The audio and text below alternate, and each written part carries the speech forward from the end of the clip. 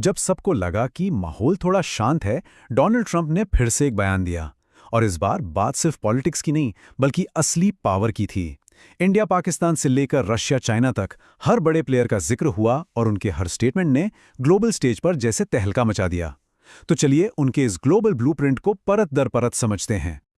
ये लाइन सिर्फ एक कोट नहीं है, ये एक तरह से आज की ग्लोबल पॉलिटिक्स की हकीकत बन चुकी है।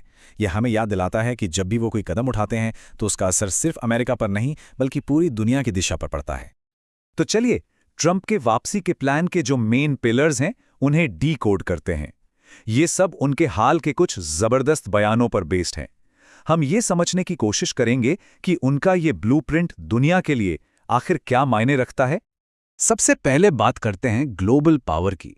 ट्रंप इंटरनेशनल रिलेशंस को किस तरह से एक नया शेप देने की सोच रहे हैं। आइए देखते हैं कि उनका नजरिया अलायंसेस, राइवलरीज और डिप्लोमेसी के लिए कितना कितना अलग है। इस एक कोट में आप कह सकते हैं उनके पूरे फॉरेन पॉलिसी का सार छिपा है। ट्रंप का साफ मानना है कि पुराने गठबंधन अब पहले जैसे काम नहीं करते। उनकी फिलॉसफी बहुत क्लियर है, रिश्ते लेन देन पर यानी ट्रांजैक्शनल होने चाहिए। मतलब हर पार्टनरशिप में दोनों तरफ से कुछ सॉलिड फायदा हो, ना कि सिर्फ साथ खड़े होकर तस्वीरें खिंचवाना। और देखिए उनका ये नजरिया दो-धारी तलवार जैसा है। एक तरफ वो नेटो जैसे ट्रेडिशनल अलायंसेस को सीधी चेतावनी दे रहे हैं कि भाई मुफ्त की सवारी अब नहीं चलेगी, मतलब अमेरिकन प्रोटेक्शन चाहिए तो अपना हिस्सा देना होगा। और दूसरी तरफ वो ब्रिक्स जैसे उभरते हुए गुटों को महत्वाकांक्षी तो मानते हैं लेकिन बटा हुआ भी समझते हैं। उनके हिसाब से ये अंदरूनी पावर इम्बैलेंस की वजह से कमजोर हैं। लेकिन इंडिया को लेकर उनका नजरिया बिल्कुल अलग और काफी पॉजिटिव है। वो भारत को सिर्फ एक सहयोगी नहीं बल्कि अमेरिका का टेक और ट्रेड ट्विन मानते हैं। ये शब्द सिर्फ तारीफ नहीं है, ये इंडिया अमेरिका के बीच एक बहुत गहरी स्ट्रेटेजिक पार्टनरशिप का संकेत देते हैं। चलिए अब जरा राइवलरीज की तरफ बढ़ते हैं। ट्रंप ने रशिया और चाइना पर गुप्त परमाणु परीक्षण करने का सीधा आरोप लगाया है और साथ में ये चेतावनी भी दी है कि हमारी चुप्पी उनकी ताकत बन रही है। यही वो कथित खतरा है जो उनकी पूरी सिक्योरिटी स्ट्रैटेजी की नींव है। तो फिर इसका सल्यूशन क्या है? उनका ग्लोबल डेटरेंस प्लान 2.0 ये एक एंटी न्यूक्लियर कोलिशन का आइडिया है, जिसमें अमेरिका, इंडिया, जापान और ऑस्ट्रेलिया जैसे सहयोगी देश मिलकर एक जॉइंट डिफेंस इंटेलिजेंस हब बनाएंगे।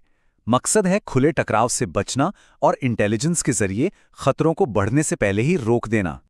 इसी सोच का एक और हिस्सा है उनकी पीस विद प्रेशर डॉक्ट्रिन। ये मिडिल ईस्ट के लिए उनकी एक खास डिप्लोमैटिक स्ट्रैटेजी है, यानी दुनिया के सबसे अनस्टेबल रीजन्स में से एक में शांति लाने के लिए ताकत और अपने प्रभाव दोनों का इस्तेमाल करना। तो ये डॉक्ट्रिन असल में काम कैसे करेगा? इसके 3 मेन स्टेप्स हैं। पहला, ईरान को एक बहुत सख्त चेतावनी के साथ एक नई डील ऑफर करना। दूसरा, इजराइल और सऊदी अरेबिया के बीच इकोनॉमिक नॉर्मलाइजेशन यानी आर्थिक सामान्यीकरण के लिए बातचीत को पुश करना। और तीसरा, साइबर थ्रेट्स के खिलाफ एक डिजिटल नाटो, जिसे ग्लोबल शील्ड नेटवर्क का नाम दिया गया है, उसे बनाना। अब आते हैं दूसरे पिलर पर, इकोनॉमी।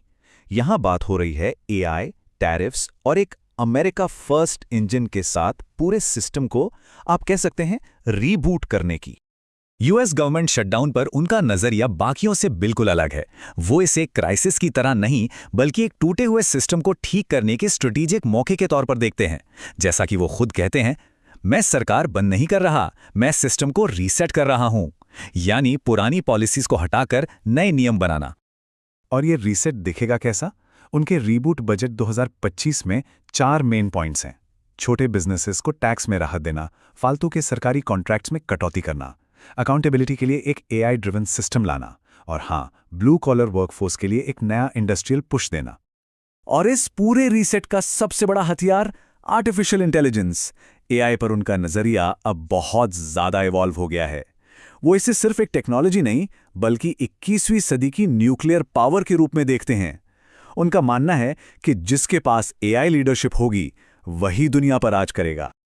उनके एआई इकोनॉमी 2025 प्लान के 3 मेन पिलर्स हैं।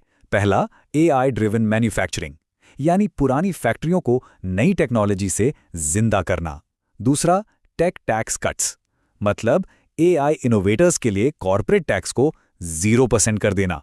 और तीसरा, डिजिटल वर्कफोर्स प्रोग्राम, जिससे नागरिकों को ऑटोमेटेड फ्यूचर के लिए तैयार किया जा सके। ये जो दो तस्वीरें हैं, ये अमेरिका के लिए दो बिल्कुल अलग-अलग इकोनॉमिक रास्ते दिखाती हैं। एक तरफ ट्रंप का रीबूट बजट है, जिसका फोकस टैक्स रिलीफ और डोमेस्टिक इंडस्ट्री पर है। वहीं दूसरी तरफ बाइडेन का ग्रीन रिकवरी प्लान है, जो क्लीन एनर्जी और ग्लोबल यूनिटी पर जोर देता है। अब आते हैं तीसरे और आखिरी स्तंभ पर, बॉर्डर, पहचान और कंट्रोल। ये सीधे सीधे डोमेस्टिक सिक्योरिटी, इमिग्रेशन और नेशनल आइडेंटिटी के मुद्दों से जुड़ा है। इस एक कोड से वो इमिग्रेशन की पूरी बहस को नेशनल आइडेंटिटी और कल्चरल प्रिजर्वेशन का मामला बना देते हैं। उनका कहना है कि ये सिर्फ सुरक्षा का नहीं, बल्कि नेशनल सर्वाइवल यानी राष्ट्रीय अस्तित्व का सवाल है। इस बार बात सिर्फ एक फिजिकल दीवार की नहीं हो रही है, ये है स्मार्ट वॉल, एक इंटेलिजेंट बैरियर जो AI सर्वेलेंस, बायोमेट्रिक ट्रैकिंग और ड्रोन पेट्रोल्स का इस्तेमाल करेगी। ये उनके पिछले प्रपोजल से एक बहुत बड़ा टेक अपग्रेड है। उनके बॉर्डर गेम प्लान 2.0 के ये 4 पिलर्स हैं। पहला, डिजिटल फेंसिंग से बॉर्डर को सिक्योर करना। दूसरा, जो जेन्युइन माइग्रेंट्स हैं उनके लिए लीगल रास्ते को आसान बनाना। तीसरा, ट्रैफिकिंग और फर्जी असाइलम पर जीरो टॉलरेंस। और चौथा, इलीगल इमिग्रेंट से जॉब्स को वापस लेना। ये प्लान एक साथ सिक्योरिटी और लीगल सिस्टम दोनों को एड्रेस करने की कोशिश करता है। इसी प्लान में ड्रग्स के खिलाफ भी जीरो टॉलरेंस की नीति शामिल है। उनका सिद्धांत बहुत सीधा है, कमजोर नेता मजबूत अपराधी बनाते हैं। ये इंटरनल सिक्योरिटी को लेकर उनके सख्त रवैये को साफ दिखाता है। तो इन सभी पिलर्स को एक साथ देखें तो हम अंतिम सवाल पर आते हैं, क्या ये दुनिया का अगला गेम प्लान है? इस पूरे ब्लूप्रिंट का आखिर दुनिया के लिए मतलब क्या है?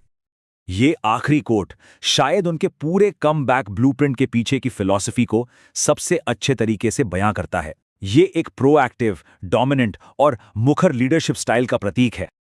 तो अब सवाल सीधे आपके लिए है, ट्रंप की 2025 की वापसी के बारे में आप क्या सोचते हैं? क्या आपको लगता है कि वो एक बार फिर दुनिया की राजनीति का रुख पूरी तरह से बदल देंगे? अपने विचार नीचे कमेंट्स में जरूर लिखें। जो सबसे दमदार जवाब होंगे उन्हें हम अपनी अगली प्रस्तुति में फीचर करेंगे।